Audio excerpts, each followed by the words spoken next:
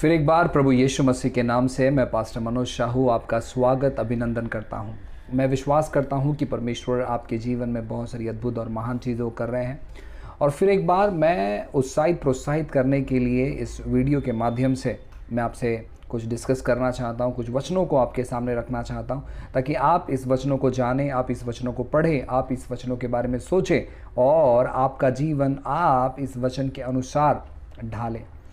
Bible कहता है, मत्ती की किताब अध्याय 10 और वचन 1 से मैं पढ़ूंगा। मैं चाहूँगा कि आप सभी लोग ध्यानपूर्वक सुने। मत्ती की किताब अध्याय 10 वचन 1 से। फिर ऐसा लिखा है, फिर उसने अपने 12 चेलों को पास बुलाकर उन्हें अशुद्ध आत्माओं पर अधिकार दिया कि उन्हें निकाले और सब प्रकार की बीमारियों और सब प्रकार की दुर्बलताओं को दूर करें। इन 12 प्रेरितों के नाम यह है। पहला शिमोन जो पतरस कहलाता है और उसका भाई अंद्रियास, जाबिद का पुत्र याकूब और उसका भाई यूहन्ना, फिलिपुस और बारतुलमै, थोमा और महसूल लेने वाला मती, हल्फाई का पुत्र याकूब और दिद्दा, शिमोन कनानी और यहूदा इस्करियोत जिसने उसे पकड़वा भी दिया। प्रियो, यहाँ पर यीशु मसीह के 12 चेलों के बारे में लिखा है। अब यीशु मसीह की मिनिस्ट्री या सेवकाई बस शुरू ही हुई थी। उन्होंने अपनी सेवकाई को शुरू किया था और आप देख सकते हैं जब उन्होंने अपनी सेवकाई को शुरू किया, उनके सेवकाई के शुरुआत के समय में ही उन्होंने 12 चेलों को चुना और 12 चेलों को प्रेरित कर कर नियुक्त किया। हालांकि इन प्रेरितों ने अभी तक जो है कलीसिया स्टार्ट नहीं किया था, इन प्रेरितों ने अभी तक प्रचार नहीं किया था, लेकिन उन्होंने चुना और उन्हें प्रेरित करके घोषणा किया और उन्हें अधिकार दिया, उन्हें सामर्थ्य दिया। परमेश्वर प्रभु यीशु मसीह ने उन्हें अधिकार दिया।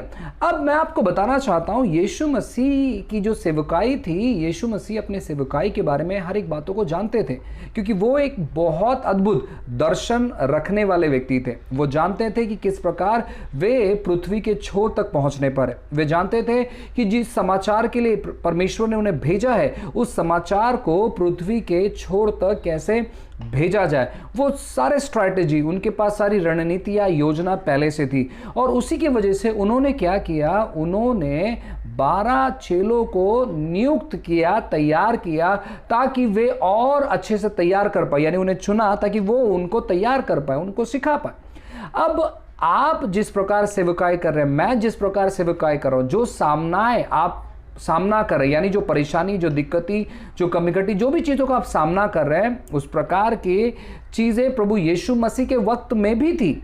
यानी उतनी सारी दिक्कतियां थी, बीमारियां थी, परेशानियां थी, दुख था, संघर्ष था और भी बहुत सारी चीज़ें थी यीशु मसीह के सेवकाई के समय भी। लेकिन यीशु मसीह ने उन सारे चीज़ों को साइड में हटाकर अपने 12 चेलों को तैयार करने के लिए ज़्यादा वक्त बिताया। तो यीशु मसीह के पास बहुत सारी भीड़ भी थी और यीशु मसीह के पास चेले भी थे, तो उनको चुनाव करना था। और मैं आपसे कहना चाहता हूं, उन्होंने बेस्ट चुनाव किया। हमें यीशु मसीह के सेवकाई के द्वारा सीखना चाहिए कि हम अपने सेवकाई में किस प्रकार डिसाइपल्स या चेलों पर ध्यान करें, किस प्रकार उन्हें उभारें। काफ़ी बार हम ये चीज़ मिस कर देते हैं। हम ध्यान करते हैं बड़े क्राउड पर, बड़े झुंड पर।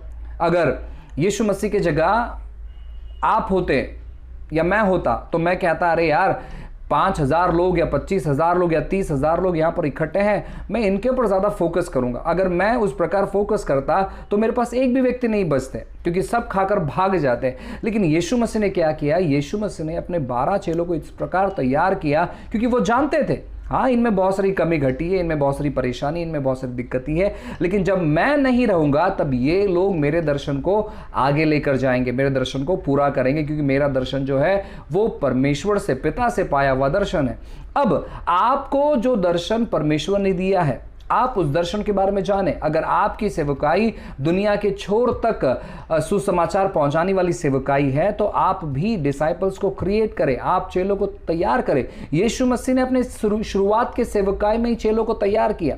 आप कहोगे, पास्टर हमने भी अपने चेलों को तैयार किया। आपने चेले तैयार नहीं किए, आपने लीडर्स तैयार किए। लीडर्स और चेलों में बहुत फर्क होता है। लीडर्स जो है वो अपने चर्च के सीमाओं में रहता है, लेकिन चेला जो है वो परमेश्वर की सीमाओं में रहता है। लीडर्स लीडर्स जो है वो केवल चर्च के बारे में सोचता है, लेकिन चेला जो है अन्य लोगों को, संसार के छोर तक चेले कैसे बनाए उनके बारे में सोचता है। लीडर्स जो है वो केवल अपने चर्च के लिए उन्नति करने का पात्र ठहरता है, लेकिन चेला जो है, मैं आपसे कहना चाहता हूं, वो संसार में उन्नति करने का, यानी संसार के लोगों में बदलाव और परिवर्तन लेकर आने का कारण ठहरता है। इसलिए चेलों में ज्यादा इन्वेस्ट करो। जानो कि प्रभु यीशु मसीह ने चेले बनाने के लिए आपको चुना है। आप यीशु मसीह के चेले हैं, उसी प्रकार अन्य लोगों को भी आप चेले बनाए। यीशु मसीह की सेवकाई की शुरुआत यीशु मसीह ने चेले बनाने से की।